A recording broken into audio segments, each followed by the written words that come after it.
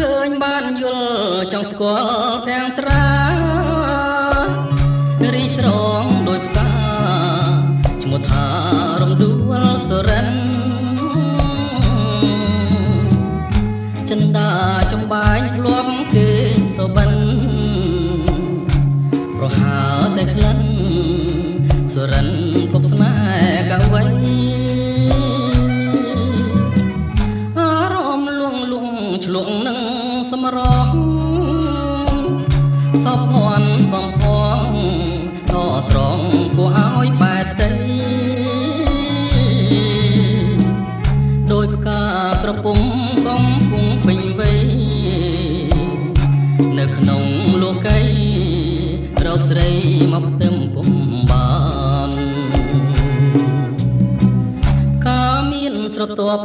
ដោះជាប់នឹងមេឃរំដួលចម្លែកក៏ផ្លែក្រអូបរកគ្មានណា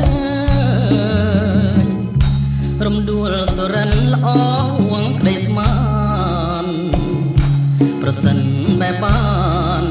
នោះប្រាណរៀមអស់ទុំខារៀមកេងមកមើបង្ហើចិនស្មោះជានាងរៀមរួងក៏ព្រួងរសជាតិបុផារំដួលសរិនសូមទានមេត្តាជួយប្រងសង្ខាចិនដាដែលបងប្រឹងស្ម័គ្រ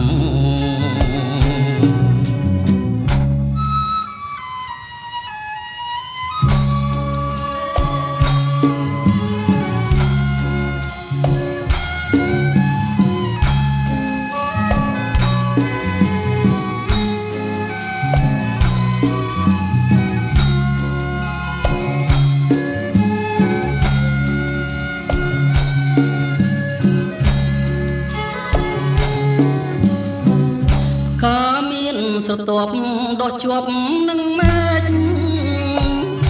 រំដួលចម្លែកក៏ផ្លែក្រអូបរកគ្មានណា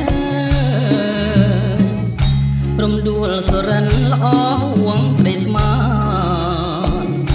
ប្រសិនបែបបាននោះប្រាណរៀមអស់ទុំខា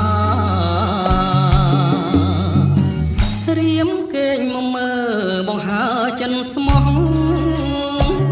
ជាតិនាងរៀមរួងក៏ព្រួងរសជាតិបុផារំដួលសរិនសូមទានមេត្តាជួយប្រងសង្ខាចិនដាដែលបងប្រឹងស្ម័គ្